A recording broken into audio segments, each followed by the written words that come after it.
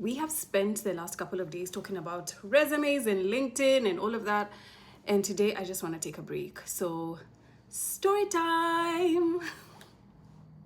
This took place right around post-COVID, around 2021, 2022. I cannot recall which year exactly, but what I do know and I do remember is that it was during my contract period. So during those 2 years, I was taking a whole lot of recruitment contract roles. So I was opening myself to a whole lot of opportunities out there. And so this particular organization is one that fell on my lap. Now, I will not mention which organization this is because, I don't want any problems with the law now, okay? But what I can say is that it is a very well-known organization, especially within its field. I can say that within its industry, it's around the top 5 within, I wouldn't say Middle East, I will say within the UAE. Like, it's a very well-known organization. So how the conversation started with this company is that someone had actually shared my profile with one of the talent acquisition managers there, and he gave me a call. And so gave me a call. We had a very quick screening call just to establish whether we were on the same page in terms of what they are looking for and the experience that I have. And then after that screening call, which went well, they set up a, more of a formal interview, but on Teams or Zoom, an online interview for me to now have a more in-depth chat with the manager. No problem, normally happens. So we got on the call and it went really, really well. A couple of days later, the manager calls me and he invites me over to the company, to the head office. So it's like, if you can come over to the head office so that you can meet the talent acquisition director. So I was extremely excited about this because, first of all, I'm in the last stage of the interview, and also that this is a big organization which would guarantee me really good benefits. I was really looking forward to that interview, prepared myself, ready, set, go. I was looking through the LinkedIn page of this particular organization, and I realized that someone who worked there is someone that I knew. I'd not worked with him before, but I had gone through like a recruitment process with him. So it was someone that I was familiar with. So I wrote him and said, hey, I have an interview at your organization tomorrow. How are you? How is everything? How is it working there? And he responded back. He was like, oh my gosh, that is great. What time is your interview? I will come and see you before your interview starts. And, we can just have a quick chat. And I was like, perfect, amazing. Which was even better because at least I can meet someone who will help me relax before the interview. Anyway, so day of the interview, I go to the headquarters and I really liked where the location of that office was because it was, one of my previous companies, actually 2 of the companies that I'd worked for, had been in that location. And so that was a location I was pretty familiar with. It was not too far away from where I lived. It was perfect. So go into the company and I write that guy that I had previously, that I knew, and was like, hey, I am here. So he comes over almost immediately because he was on the same floor. Comes over, so happy to see me. He's like, oh my goodness, so tell me a little bit more. Who exactly are you interviewing with? I told him I had an interview with this particular person and I'm coming to meet the director. And he was like, oh.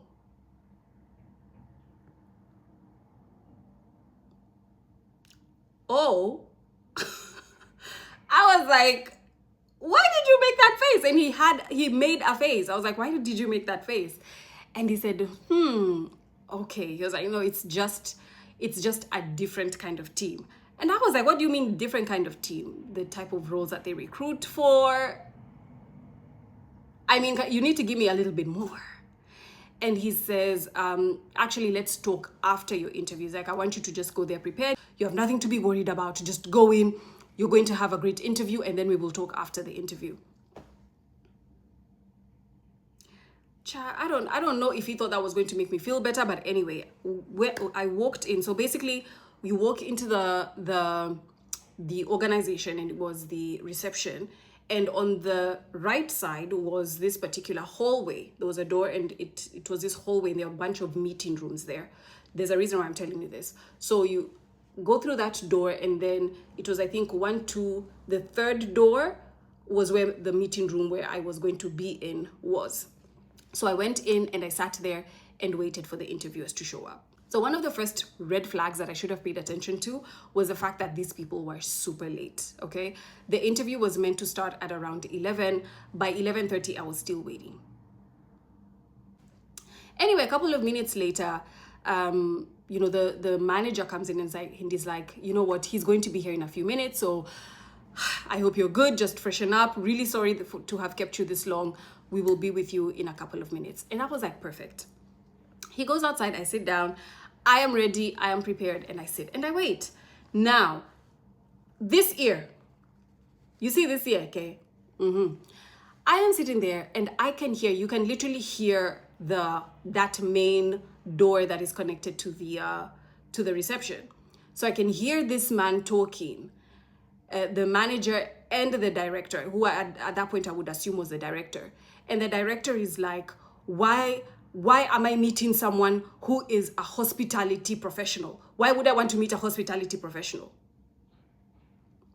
So for those of you who don't know, I started off my career before going into recruitment. I started it off in hospitality for 2 years when I came to Dubai.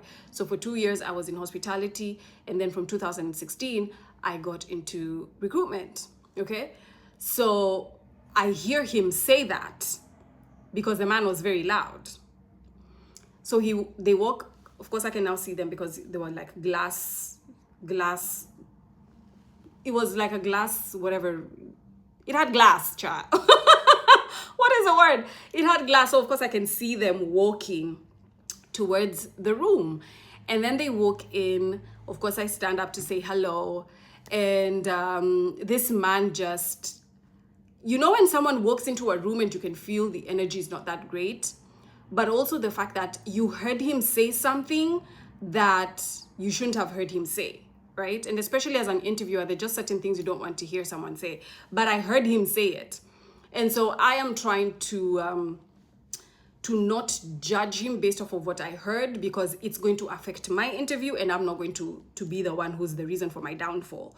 So I was just trying to, shake it off and be pleasant and be, and be warm and welcoming as he's coming to say hello to me, said hello to me. And then we were able to start now the minute that he starts this interview, I can already tell that he has this stank. I am sorry to say, he had a really stank attitude, okay? And I cannot blame it on the fact that he had another interview. It just seemed like it was part of his personality. There was a level of arrogance there. So he comes in, he has his hand on the chair like this, and is like, so tell me, what exactly is someone who is a former hospitality professional coming to do, wanting to join my team? Why would someone who's a hospitality professional want to join my team? Tell me. Okay, so of course I clarify that I was a hospitality professional, but I am a recruitment professional right now. And he's like, I beg to differ. Beg to differ. And I was just like, why would you beg to differ when it's right there in front of you? He's like, yes, but the experience that you had post the hospitality experience was in more like an agency, recruitment agency type of thing. So you don't actually have the in-house experience that I am looking for. And I was like, oh, okay, understood.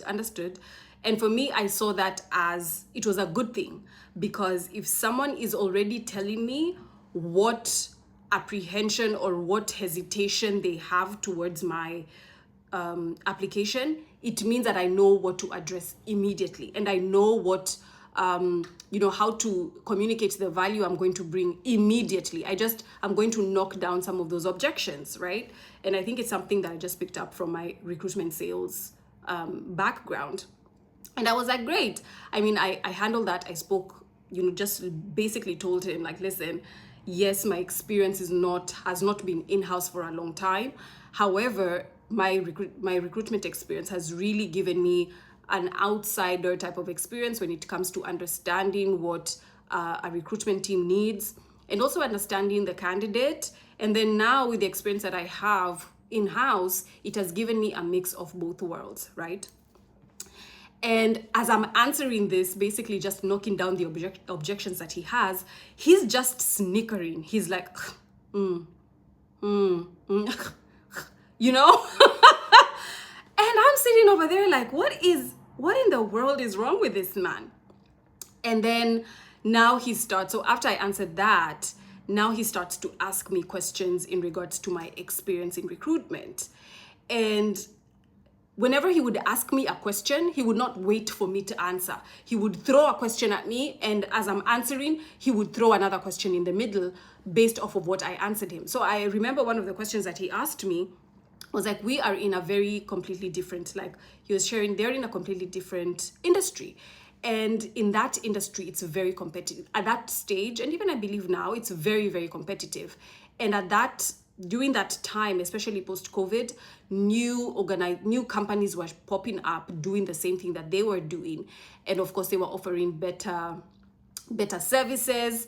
I don't want to say exactly what it is, so I'm trying to avoid the exact words in which they did so, because I know every single time I tell this story, there are people who get which company I'm talking about. So I'm trying to avoid those exact words. So he's like, okay, we have a lot of companies that are doing the same thing that we're doing. And I'm like, yes, I'm quite familiar with that. He was like, oh, you're familiar with these organizations? I'm like, yes, I'm familiar with the fact that they are new and they're new in the industry and people are actually talking about them. And he's like, okay, name 5 organizations in this industry. And I'm like, what? So I named 5. And he was like, number 1 is our competitor. Number 3 is our competitor. The others are not our competitors. And I'm like, I believe that they are our competitors. And he's like, no, I've never heard of them before.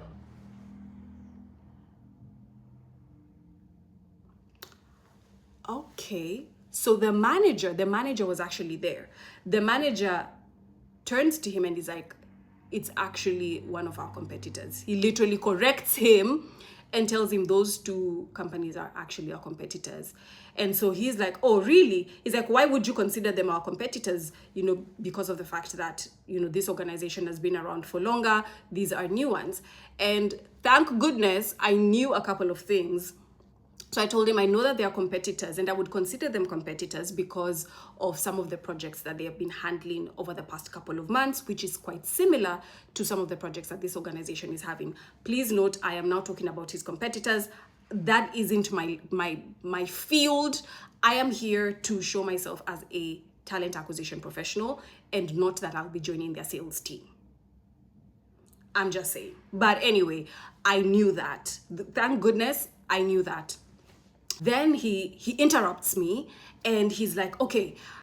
Give me names of people that you have hired over the past 1 year. And I was like, what do you mean names? Names in terms of the roles I was hiring? Or I didn't get that question, just me asking him for clarity. And he's like, no. I want you to give me the names of the people who you have given jobs to. And I was like, oh, okay. So I'm trying to remember some of the people that I've hired. And I'm like, I've hired this person. She was this particular role. I have hired this person. He's like, oh, it seems to me that you're taking a long time to remember their names. And I was like, yes, I believe I would take a while to remember their names because I wasn't expecting to be asked people's names in an interview unless they are references. I just didn't know that I would be expected to recall some of the candidates' names that I have previously hired. But there's no problem because as I've shared, I can remember their names and the positions that I've placed them in. And he was like, that is not what I asked you. Why are you taking time to think of these people's names?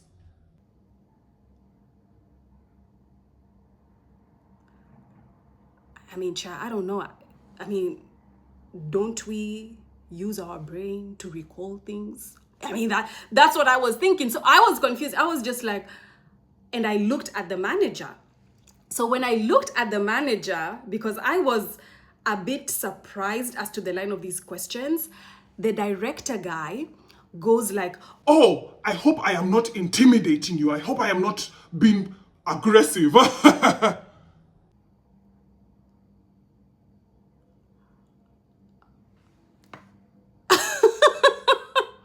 So I am like, okay, this is a little bit weird.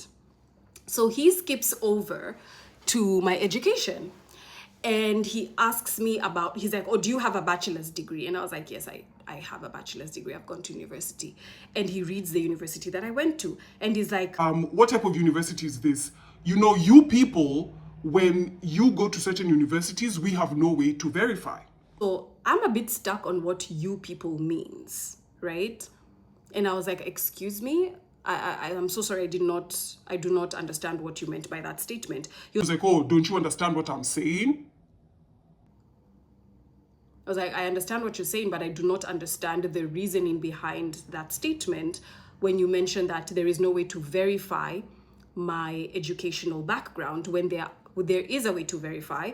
So basically, if once again, something to explain about the Middle East is that if you have an educational certificates or whatever it is, you get them attested, okay? You get them attested through your government's educational board, and then your consulate in your country, or the embassy, the UAE embassy in your country, and then you have them again attested here through what we call MOFA, which is the Ministry of Foreign Affairs, and also your embassy here will give it a stamp of approval. So it goes through different stages of attestation in order to verify its credibility, right? So I asked him, I was like, I mean, if you're trying to say that there is no way to verify an educational certificate, there is, because mine has gone through the proper MOFA, attestation. And he was like, oh, but I know you people have found ways to work around it. and I was like, you people, I was like, which people? And he just snickers. And he's like, so at this point, I have just reached a point where I have an understanding of what exactly is going on here, right? If you are in an interview with someone and he is constantly trying to counter everything that you're saying, he is constantly trying to demean every answer that you're giving, and then some of the statements that he was using, I was like, yeah, I am done here. I am done. At the end, he asks me about salary. So he asks, what exactly is your current salary at the moment? And at that point, I didn't care. To me, I was just thinking, even if they were to offer me this job, I'm not going to take it. It doesn't matter whether he knows my salary. I'm not going to get into a salary battle with him. I'll just tell him what my salary is. And I was like, this is my salary. This man looks at me and says, you are earning double what my team earns here, and I have more trust in my team. I will not pay you more than them. So you tell me right now if you can accept this salary. So again, I look at the manager guy, because I am just like, is this, in my head I'm thinking, is this normal behavior in this organization? So I turn to the manager guy and I look at him. And then the director is like, I hope you're not thinking that I am being aggressive. I hope you're not thinking I'm being aggressive, right? Then he turns to the manager and he's like, oh, I hope, I don't want anyone saying that I was rude to them.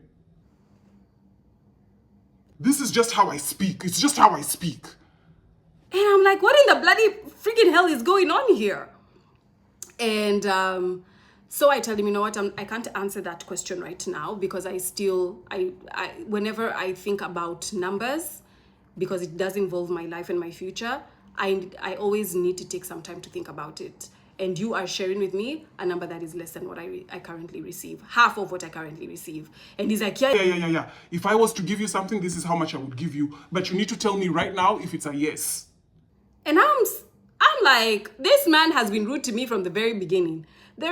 He is just trying to see, and this is how I thought about it. He was just trying to see how where I leveled myself, where I placed myself in terms of my confidence, and whether I was going to say yes or no. If I said yes, of course it's going to be like, you see, I knew it, like she's not worth the cabbage that she thinks that she's worth. She's not worth the cabbage that she thinks that she is worth. And if I said no, Okay, if I said no, he will then use it against me to be like, oh, so you think that you are better than my current team, right? So I knew there and then that I was not going to answer or give him the satisfaction of getting an answer to that question. And I was like, no. So at the end, they were like, okay, do you have any questions for us? I was like, no, I do not have any questions for you. I have seen everything that I needed to see, and I've had all the answers to my questions. All the questions that I had, I've already received the perfect answers for them. Thank you so much. So I just decided to sit there and I wrote, the person that I knew, the other guy that I knew, and I told him like, hey, the interview is done. I am still in the meeting room. And he was like, I'm going to be there in 5 minutes. So a couple of minutes later, he shows up and he looks at me like, how was your interview? And I just looked at him like, well.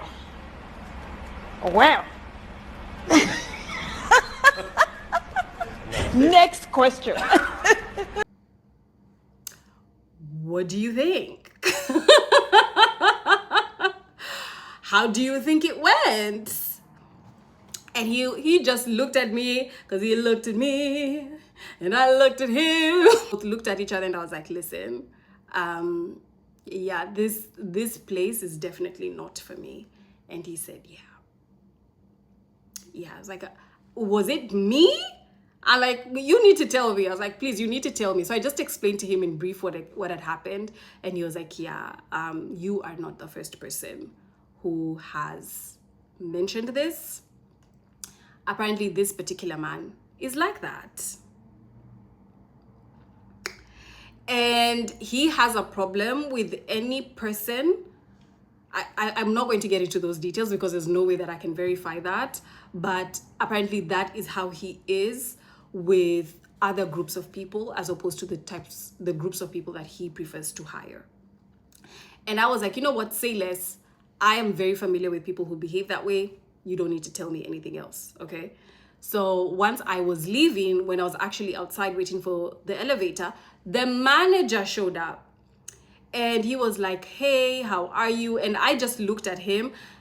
And this might have been a little bit rude on my side, but this was my reasoning for it. He came over and he was like, hey, how are you? And I was like, I'm okay. I was very brief with him. And he was like, how did you feel about the interview? And to me, I was just like, it was fine, right? And whenever I would share that with friends, they would always tell me, you should have told him exactly how you felt. But this is the thing for me, is that he knows how the interview went, okay? There is nothing new that I'm going to tell him. He knew how the interview went. And depending on how they measure interviews in that organization, maybe to them, that is how a proper interview is done. And so it doesn't matter what my opinion is going to be of how the interview was conducted. They have their own measure of how interviews are done. And so if a whole director in an organization can behave that way towards a potential employee, someone who's never worked in that organization before, someone who can go outside and through word of mouth talk about how disrespectful and disgusting that interview process was, that director doesn't care. Why should the manager care, right? So I was just like, you know what? It was okay. And he's like, oh, I'm going to, I'll give you feedback afterwards. I was like, you do not have to worry about that. You don't have to worry about me. You do not have to worry about me. It's okay. It's okay. This was such a pleasure, and thank you so much for your time. And I was done. That was one of the worst interviews that I've ever had while living here in Dubai. Majority of the ones that I've had have always been amazing. Even if I never got the job, they were still good. You could always notice that they were quite respectful, or it was just not a match. But in that particular case of an organization, hell to the no. And the funny thing is this, I forgot to mention this. 2 years ago, someone within that organization wrote me for a role that they had. And when they wrote me, they were like, hey, listen, we're looking for someone with your experience. And I just wrote them. I was very honest with them. I said, listen, I have been interviewed in this organization previously. It was absolutely terrible. And I would not want to join this organization at all. He had mentioned that they actually have new management within the talent acquisition team. And it was like, can I get on a call with you? So got on a call, and it was like, listen, I'm actually a new manager here. We have a new head of and everything. And so, the feedback that you've provided is actually quite important for us. And I was like, oh, great, let me tell you what happened. I was like, this is that person's name. There was a manager who was going by this name, but he was actually respectful to me during the initial phases of the interview. But I was surprised that during the interview, he could not stop what was going on. Because let me tell you one thing about me as a recruiter or a talent acquisition professional. If I notice disrespectful behavior in an interview, I am going to stop it. I do not care if you are, whatever you are in that organization, you will conduct yourself respectfully in my interview, because it is a reflection in the organization, and I am assigned as someone who is responsible for the recruitment process for that organization. So if my recruitment process is disrespectful, I should be held liable. I am responsible for that. Okay? And so if you are sitting over there as someone who is also being charged with the responsibility of recruitment, even if you are there with someone who is more senior than you, you have a right to call it out. And so I mentioned this on the call with this particular person, and he was like, yeah, you're absolutely right. So yeah, that's exactly what happened. And I just told him I would never work in this organization. It just left a really bad taste in my mouth. That was then. And then once again, just 2 weeks ago, someone from this organization, a new manager, because they usually change managers every single year, a new manager has come in, and she wrote me 2 weeks ago and asked me if I would be available for a call because she has a role within her team and she wants someone who can be able to join her team. And I was like, unfortunately, I'm not interested. I am not interested, girl. You people need to leave me alone. Do you have a system where you can put my name in that system and say, never call, never interested? Right? But yes, that was my experience.